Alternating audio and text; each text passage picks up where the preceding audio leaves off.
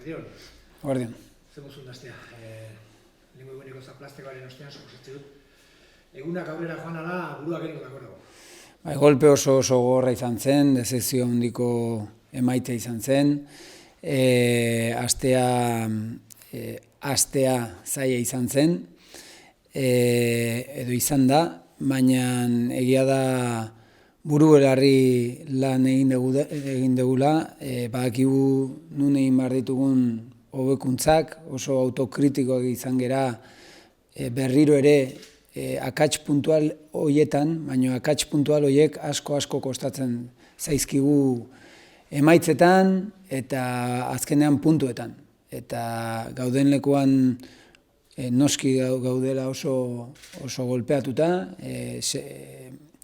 klasifikazioa bidatzen badegu, eta lehengo partidua itzin bardet ere bai, ez bakarri entrenadore bezala, pertsona bezala bai, oso gogorra izan zen, gure zaleen aurrean, baina egia da, taldea beti aurpegi ematen duela eta beti egiten dituela aukerak partidua irabazteko, lehengunean zer esanik ez, eta horrek ere bai guri eta partida saltzen dugunean jokalarien aurrean, eta akatsak aurpegi ikusten ditugunean, gogorra da, baina baita ere ikusten dugu taldea biziri dagoela, aukera pila bat sortzen ditugu. Eta orduan horretan ere murgiltzen gera, astea sasoiakin hartzeko eta entrenatzeko. Gero bestaldetikan, aste luze izan da lan egiteko, hori oso ondo etorri zaigu,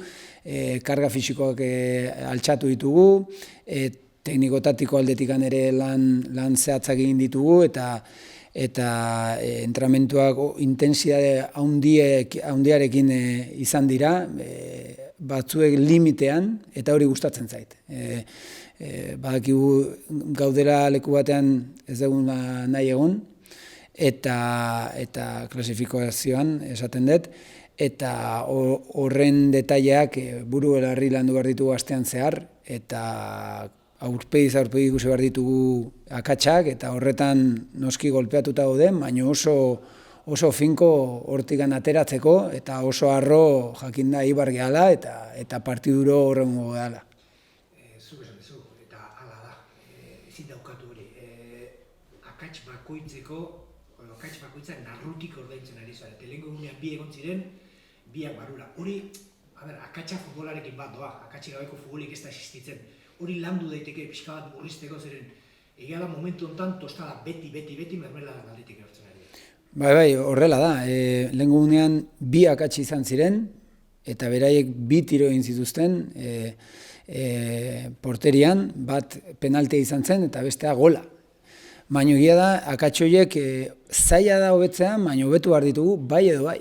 Eta lehenengoa da, gu gure artean hori, gu ardura hartzea horren akatsen responsableak gehala, eta azkenean ni naiz entrenatzailea akatsoiek egiten dituen ekipoarena. Orduan, ni naiz responsablea handiena, eta noski aurpegi ematen egiala akatsoiei. Azkenean puntuak dira, eta lehengunean ere bai, penalti oso tonto bat genuen, eta geunden bigarren golako gertu geunden, eta 0-2 pintzetik penaltia aurkan edukitzea, ez? Eta hori izan da partidu asko eta askotan, eta orduan ni naiz entrenadorea akats horien responsablea, eta gero jokalariak badakite, horiek hobetu behar dituztela, eta baita ere porteria aurrean fintasun hori ere eduki behar dugu, ez? Egia da lehengo partiduan beraien atezaina figura izan zala, oso partidu on egin zuen, baina hor fintasun puntu bat ere hartu behar dugu, eta hori bai lantzen ari gera, ez?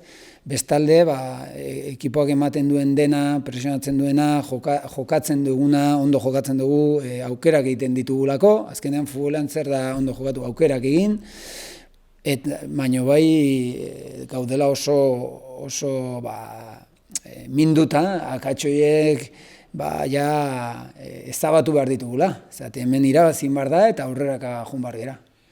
Ez da, erronka erreza azte burutan, sardinera zoazte, olatu aparretan dabilen errazinen aurka, ze asmoarekin zoazte? Niretzat erronka hoberena da, eta momentu hoberenean. Guk ikusten da guk estadio handiak eta talde momentu honean dauden taldeen kontra jokatzea pertsonalitatearekin jokatzen dugula, eta niretzako momentu hoberena da. Azkenean beraiek pintxatu inbar dute, noizbait, eta guk bizitan kanpoan irabazi behar dugu norbait, eta orain da momentua. Eta niretzako erronka ezin hobea eta momentu hoberenean. Azkenean gu Eibar gera, badakigu agian, eta Kirol zuzendariak esan zuen, temporaldi hasieran agian objektiboak eta helburuak ez direla berdinak, eta tamalez momentu horretan gaude klasifikazioan, baina horrek ez du esan nahi, gu Eibar gerala identitate oso finko batekin, eta identitate hori ipini behar dugu igandean partidu irabazteko. Eta hori da momentu berena. Badabatu bat, netzat esakuratsua dena. Razinek etxean, ez du partidu bakar batean ere golik sartu gabe bukatu. Argi dago, etxean talde benetan indartsua dela. Nola egiten zaio aurre horrelako talde bate?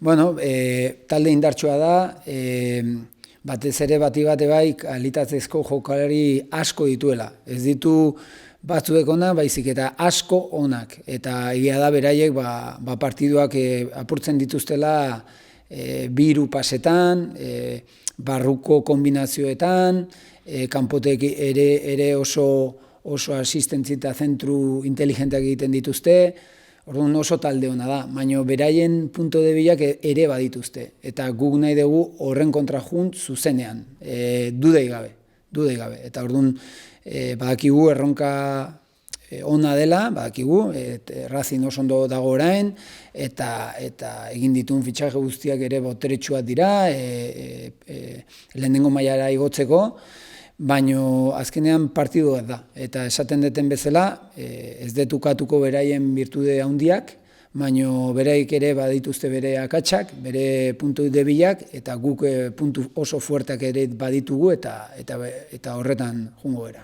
Eta azken euskeraz, hau da momentua benetan zalantzak usatzeko esan dut, egoera hauetan txarrena zalantzak izatea da.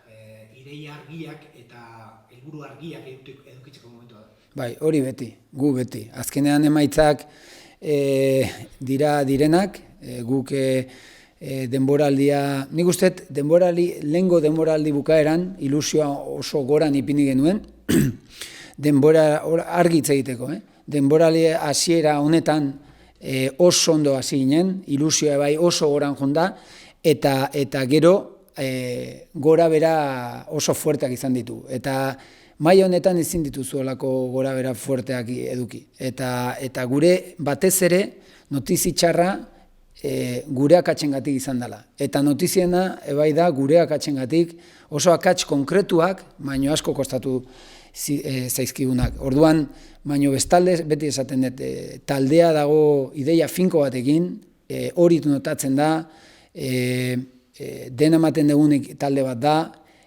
aukera asko egiten ditugun talde bat gera, orduan talde bat hori egiten dunean biziri dago, eta gu biziri gaude, baina momentu latzean, eta hori onartu behar da. Momentu latzean gaude, ez zaigu ezer gustatzen, ez gera harro sentitzen gure zaleen aurrean, hori esan behar dut, nun gauderako, baina bai, badakigu dena emango degula eta partiduen bila jungo gara. Eta ideia firme dira, finko dira, zati Eibarrek identitate hori dauka.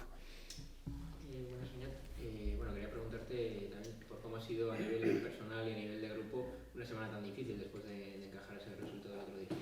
Pues sí, una semana dura, tengo que ser honesto, y no solo en lo profesional, también en lo personal. Al final, la derrota del otro día, en mi opinión, tremendamente injusta, pero real, y de analizar muy profundamente, y de una autocrítica muy grande en pequeños detalles que nos están costando muchísimo. Al final nadie puede negar que el equipo está muy vivo, porque hacemos muchas ocasiones, pero tampoco podemos negar que el 80, el 90% de los partidos que no nos ha ido bien han sido errores garrafales nuestros en momentos puntuales.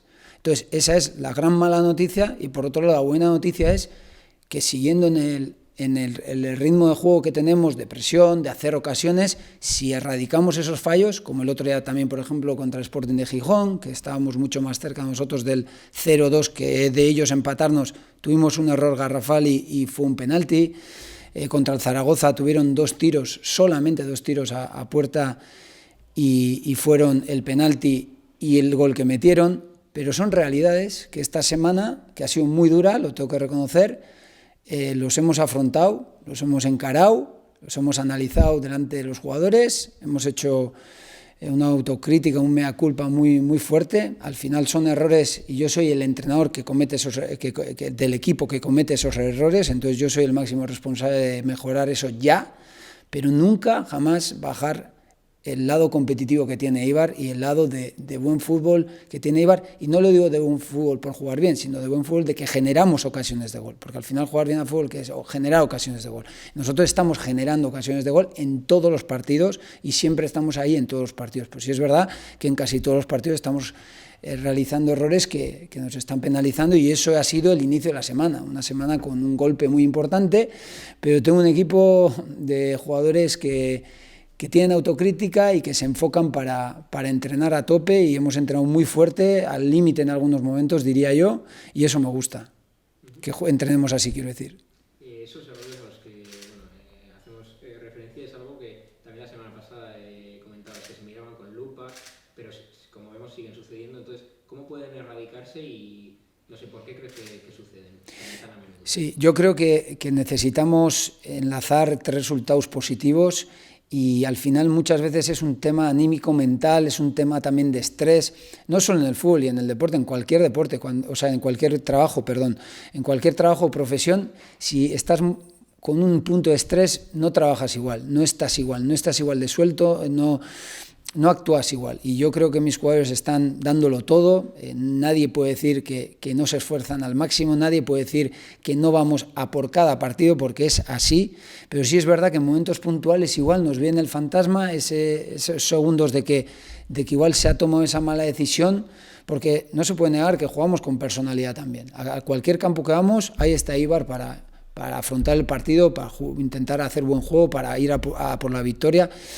Y en esos momentos puntuales yo creo que se diluirán cuando ya encadenemos una serie de resultados positivos, ¿no? Ahora os viene un estadio muy complicado contra uno de los rivales de más alto nivel de esta categoría. Bueno, ¿qué nos puedes decir sobre el campo y sobre el rival que tenéis enfrente? Bueno, un campo mítico, un campo con mística, que nos gusta jugar en ese tipo de campos.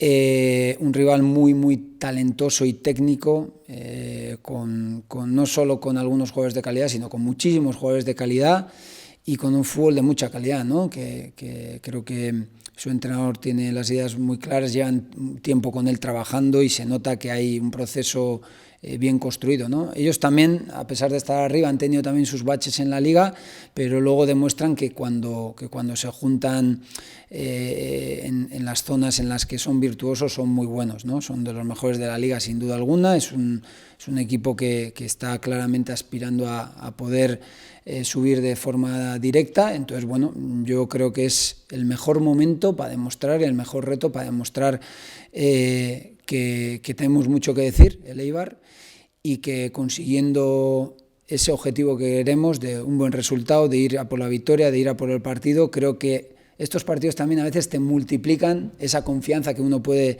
agarrar y que necesitamos coger. Entonces, creo que es el mejor escenario a donde podíamos ir de visita, porque realmente es un buen estadio, un buen equipo, sin duda. Y la última por mi parte, solo llevamos 15 jornadas, pero el aficionado que ve la clasificación, que ve pues, después del resultado del otro día, el rival que tenéis ahora enfrente, ¿qué mensaje le podrías mandar para darles algo de optimismo? Bueno, pues que primero de todo que lo entendemos perfectamente, porque una cosa es que el año pasado, ¿no?, terminamos la temporada con muchísima ilusión, y la temporada esta ha empezado muy fuerte, muy bien, con mucha ilusión. Y bueno, el director deportivo también comentó, ¿no?, que ya la realidad de objetivos de Eibar no era igual al de hace años anteriores, pero eso no quita que nadie queremos vernos ahí y que realmente tenemos mucha ambición y que realmente vernos ahí no nos orgullece, para nada. Es más, yo como entrenador y como persona lo estoy viviendo de forma muy de piel y el aficionado tiene todo el derecho a estar enfadado y a estar desconforme, pero en el fondo yo creo que sabe que el equipo compite cada partido, que siempre tenemos muchas ocasiones, que siempre el equipo está vivo y eso se siente. Pero claro, todos estamos muy frustrados, incluso enfadados de la situación en la que estamos en la clasificación, porque por mucho que los objetivos hayan cambiado o no, este no es el objetivo del Eibar, queremos estar más arriba. Y sobre todo el hecho de que el estar más arriba supone mejores resultados y mejores resultados supone felicidad para la gente. Y eso es a mí una de las cosas que más me importa, y más estando aquí en mi tierra, en Eibar, que la gente sea feliz con el Eibar. Y creo que la gente sí se siente identificada con el juego del equipo, con la entrega del equipo, pero obviamente nadie nos estamos sintiendo identificados con los resultados. Y ahí tenemos que ser autocríticos y mejorar, ir para adelante sin excusas, sin dudas, y decirle a la afición que se nota un montón su apoyo, que si hay algunas críticas que los aceptamos, el primero yo soy el responsable de este equipo, y que a partir de ahí vamos a pelear a tope para subir en la tabla, que eso supondrá buenos resultados y alegría para la afición.